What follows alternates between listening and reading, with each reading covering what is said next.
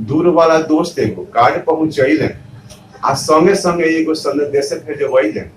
देख तुम खास बारात जरूर आई हो आ तहरा से आशा बा दोस्ती निभाई हो।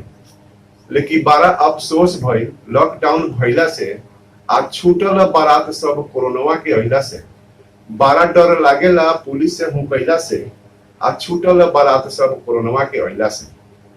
देखी जान बा तो जहान बा। आई कोरोना के भयानक रूप देख के मन दहल जाता। ऐसे घरे में रही आ सुरक्षित रही। आ बैठले बैठले एगो हमार हास्य बयान कविता के मजा उठाई जौना के शीर्षक बा छूटल बारात सब कोरोना के अइला से।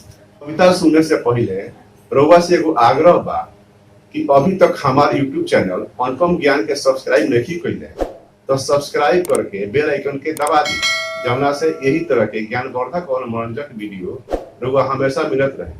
तो आई हास्य बयान कविता के मजा लेवल जा। दूर वाला दोस्त एगो कार्ड पहुंचैले आ संगे संगे एगो संदेश भेजवैले। देख तुम खास बारात जरूर आई हो आ तहरा से आशा बा दोस्ती निभाई हो। लेकिन बड़ा अफसोस भई लॉकडाउन भइला से आ छूटल बारात सब कोरोना के अइला से। बड़ा डर लागेला पुलिस से हुकैला से आ छूटल बारात सब कोरोना के अइला से। बड़ा पछतावा भई बारात नहीं गइला से आ छूटल बारात सब कोरोना के अइला से। सांसद विधायक सब घर में छुप गइलन आ जेकरा से आशा बा दर्शन नहीं भइलन। जेकरा पास सुविधा बा उहे डर गइलन। हमनी तो आम बनी बीमारी बढ़ गइलन। आ पार्टी और भोज छूटल बारात नहीं गइला से छूटल बारात सब कोरोना के अइला से। बड़ा डर लागेला पुलिस से हुकैला से छूटल बारात सब कोरोना के अइला से। बड़ा पछतावा भई बारात नहीं गइला से छूटल बारात सब कोरोना के अइला से। 2 गज के दूरी आ मास्क जरूर लगाई भैया।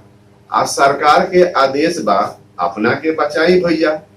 आ भले खिसिया जास ही तो और संगतिया आ का जरूरी बा भीड़ ढेर लगावला से छूटल बारात सब कोरोना के अइला से।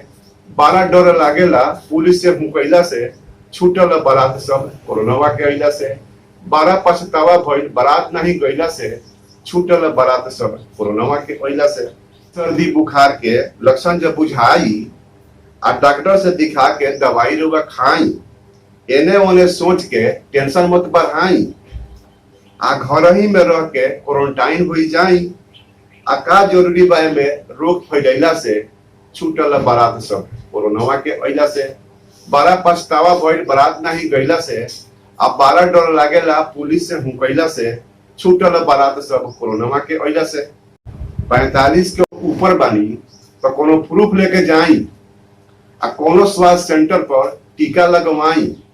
आ 44 से 18 बानी तो ऑनलाइन कराई और ऑनलाइन प्रूफ डेट लेके कोनो सेंटर पर जाई। आ बहकी मत भैया लोग के बहकावला से छूटल बारात सब कोरोना के अइला से। बड़ा डर लागेला पुलिस से हुकैला से छूटल बारात सब कोरोना के अइला से। बड़ा पछतावा भइल लॉकडाउन भइला से छूटल बारात सब कोरोना के अइला से। लॉकडाउन नियम के पालन लोग करी आ बिना जरूरी घर से पाँव मत धरी। आ घर ही में रही भैया दुकाने मत जाई। आ अच्छा व्यंजन घर में पकवाई। आ का जरूरी बा बाहर लार टप कैला से छूटल बारात सब कोरोना के अइला से। बड़ा पछतावा भइल बारात नहीं गइला से छूटल बारात सब कोरोना के अइला से। अब बड़ा डर लागेला पुलिस से हुकैला से छूटल बारात सब कोरोना के अइला से। जोड़ी के हाथ आलो निहोरा ही करी ले कौनो मन में सिकवा बा एकरा के भुलाई। सोची ये भैया बारात गइला से कोरोना हो जाई तो पराया अपनो दुरदुराए। हित साथी दूर से कनी कट जाई तबे रउआ समझे भोज भात खैला से छूटल बारात सब कोरोना के अइला से। बड़ा पछतावा भइल लॉकडाउन भइला से छूटल बारात सब कोरोना के अइला से। बड़ा डर लागेला पुलिस से हुकैला से छूटल बारात सब कोरोना के अइला से। तो हमारी कविता सुन के थोड़ा सा भी मन में बुदबुदी भइल होखे तो हमरा कविता के एगो लाइक कर दी आ कमेंट करके बताई कि कविता कैसन लगा। धन्यवाद।